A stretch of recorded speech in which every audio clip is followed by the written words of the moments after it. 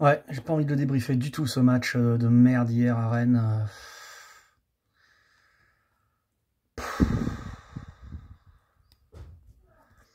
Vous êtes pas bons, les Parisiens. Vous êtes pas bons. Vous êtes pas bons du tout.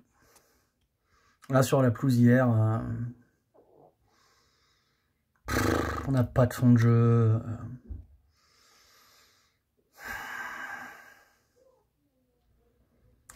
C'était déprimant, quoi. J'ai même plus envie de défoncer Neymar, j'ai même plus envie de défoncer personne, parce qu'en fait, il y a beaucoup de choses à changer. Donc voilà, là, ce que je peux constater maintenant, c'est l'échec total de Pochettino. T'es pas bon, Pochettino, t'es pas bon, tu fais des compos de merde, tu sais pas... je sais pas, depuis que t'es là, on a perdu plus de matchs encore qu'avec Tourelle. Ouais, bon. Moi, Tourelle, il me faisait chier parce qu'il jouait avec 8 joueurs défensifs, j'en ai plein le cul. Et toi, mon gros, t'es pas bon, t'es pas inspiré dans tes coachings, tu renverses jamais un match, c'est pas tenir un résultat, elles sont nulles tes compos. Tu t'obstines à jouer en 4-2-3-1 en Ligue 1 contre des blocs bas que t'arrives pas à déstabiliser parce qu'ils t'attendent avec 2 lignes de 4 et ils te contre. Tu sais pas mettre le pied sur le ballon au milieu de terrain. On jouait avec Herrera et Danilo. Qu'est-ce que tu veux que mettre le pied sur le ballon avec Herrera et Danilo? Devant, hier, voilà, t'as Di Maria qui essaye de se démener, mais bon, il n'y a pas une solution. Keane, pas moins fantomatique ou presque que Icardi. Neymar, bah, t'essayes d'y aller tout seul, comme d'habitude, t'es incapable de passer un René, parce que t'es nul, et on t'a prolongé, t'es nul, Neymar, t'es nul. Et Draxler, bah, tu sers à rien, t'as prolongé aussi, je sais pas pourquoi, comme Kurzawa, pour faire le nombre, pour faire le chiffre. Donc il y a vraiment du travail, Leonardo, il y a vraiment du travail. Bon, voilà, après je vous en veux pas, tu vois, on a fait une saison convenable, compte tenu des circonstances particulières, avec le Covid, pas de préparation, faut oublier tout ça. On est arrivé au triplé jusqu'au mois de mai, c'est quand même super, dans l'histoire du PSG, c'est jamais arrivé, donc... enfin, le vrai triplé, parce que je parle pas avec la Coupe de la Ligue. Donc ouais, non, bonne saison, voilà, bon, on n'arrive pas à aller chercher le titre, mais en même temps, les Lillois le méritent, hein, ils ont gagné les matchs qu'il fallait gagner, et nous, chez nous, bah, on a perdu contre les Lillois. Donc il n'y a rien à dire, c'est bien, voilà. Écoute, faut aller chercher la Coupe de France maintenant, parce que c'est à nous la Coupe de France, c'est notre petite chérie. Voilà, bon, j'entends les Marseillais, ou tous les bouffons qui sont là à dire « ouais, saison blanche à Paris ». Écoute, une saison blanche en demi-finale de Ligue des Champions, deuxième du championnat, demi-finale de Coupe de France, ça va. Moi, j'ai connu des saisons blanches où on était 17e du championnat. On se fait sortir en Coupe de la Ligue ou en Coupe de France par Lyon ou par Monaco, parce que nous, on s'affiche rarement en Coupe, contre les tout petits.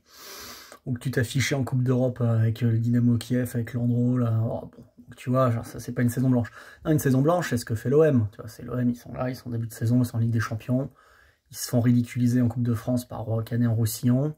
Ils se font humilier en Coupe d'Europe en allant chercher les 13 défaites consécutives, le record historique. Je veux dire, c'est aucune autre équipe dans le monde, dans l'histoire, n'a perdu 13 fois de suite en Ligue des Champions. Et en plus, en championnat, t'es même pas sûr d'accrocher la 5e place. Ça, c'est pire qu'une saison blanche, tu vois. Bon, nous, on fait une bonne saison qu'on n'a pas su concrétiser. Mais on n'a pas su la concrétiser parce qu'on a des manques, d'effectifs. C'est pas qu'on n'a pas de banc, moi j'entends on n'a pas de banc. Si, on a un banc, mais on n'a pas de titulaire, il manque trop de titulaires. Au milieu de terrain, il nous faut au moins un milieu de terrain titulaire. Encore Verratti, il est pas là hier, tu vois, il est toujours blessé. Moi j'en peux plus de Marco, j'en peux plus. Marco, Neymar, j'en peux plus, tout ça. Vraiment, il faut que ça change. Bon là, je suis saoulé, je suis en fin d'année, mais... Vous me brisez les couilles, hein, tu vois. Là, il y a vraiment trop de postes. On n'a pas de latéraux, on a un milieu de terrain qui était meilleur avant Pochettino. Franchement, Tourelle, il commence à trouver la solution au milieu de terrain. Avec Rafinha, Paredes, ça commence à avoir un peu de gueule. Et depuis, on joue moins bien, on est moins bon. On est moins bon objectivement que sous Tourelle. En Ligue 1, c'est indiscutable. On joue mieux les contres, parce qu'avec nos 4 offensifs, on ressort bien. Donc contre les très gros en Coupe d'Europe, ça a été bien. Enfin, on aurait peut-être su le faire aussi avec notre 5-3-2 avec Tourelle. Hein. La preuve, hein, il arrive à le faire avec Chelsea, il a réussi à le faire chez nous l'année dernière. Donc non, c'est une bonne saison, mais bon, on a beaucoup de lacunes, et Leonardo, t'es pas exsangue, voilà. Icardi, c'est un échec. Keane, c'est limité. Florenzi, bah, moi je suis désolé, hein, c'est pas meilleur que Meunier. C'est pas meilleur que Meunier. Je sais pas que c'est moins bon, mais c'est pas meilleur. Danilo, c'est bien pour la rotation, pour quand il faut subir et tout, mais non, il faut... Qu'on vende personne, à la rigueur, pourquoi pas, à part peut-être Icardi. Mais il nous faut vraiment un vrai milieu de terrain fort, un vrai arrière latéral droit.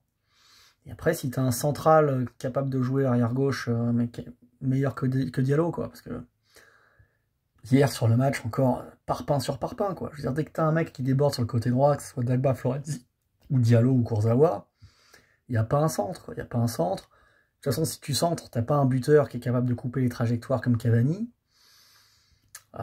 Et du coup, face à des blocs bas, on n'arrive à rien, quoi. On n'arrive à rien. Bon.